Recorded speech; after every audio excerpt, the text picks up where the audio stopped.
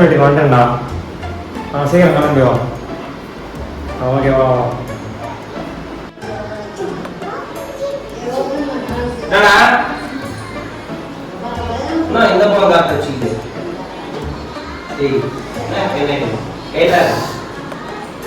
இன்னும் பயணம் அப்புறம் சாப்பிடு. சாப்பிட்றீங்க அதான் வச்சுக்கிறேன். என்னடா அது?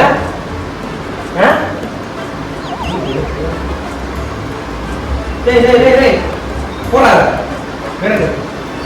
நான் என் பொண்டாடி பள்ளி வச்சு நான் வந்து நான் சாப்பிடுகிறேன். நீ நான் வந்து எப்படி சாப்பிடுகிறேன்?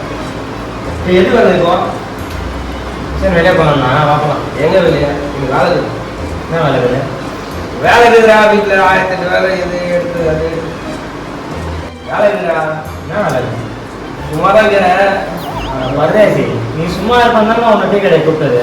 நீ ஒரு வெட்டிய முன்னே இது ஒரு வீணா போனது. எப்படி புரியாத மாதிரி அடிக்கிறது. நீ ஆடுறது இந்த கண்ணாடி, நீ ஆடுறது இதெல்லாம் வச்சுதான் நான் அம்மா தான் பேசுறேன். கண்ணாடி கேட்கிறேன் முதல்ல. ஏய் எதுனாலும் இங்கே சொல்கிறேன். வேலைக்கு வேணாம் வேணாம் வெளியே போகலாம். வரலாம். ஏய் எதுனாலும் இங்கே பேசலாம். கமான்.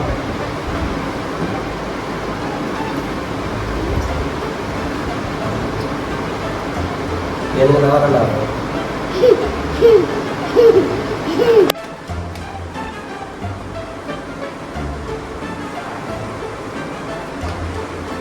பார்க்குற பாடம் தெரியல. அப்புறம் சாப்பிட்றேன்.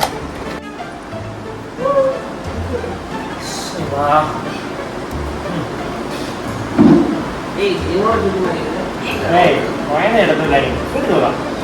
ஏய் நீ என்ன ஸ்வீட்ல சும்மா இருக்கணும். ஸ்வீட்ல கண்ணாக்குறீங்க ரெண்டு பேருமே. எது நடக்குது?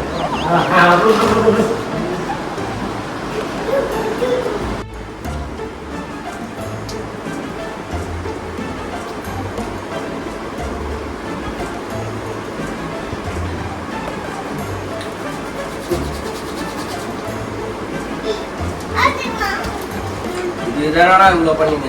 எங்கடா இருக்குது அந்த டேய் இதுடா ஸ்வீட்டே இனிமேல் நான் வாங்கலடா. சரி எதுக்கு வந்தாலும் சொல்லுங்கடா.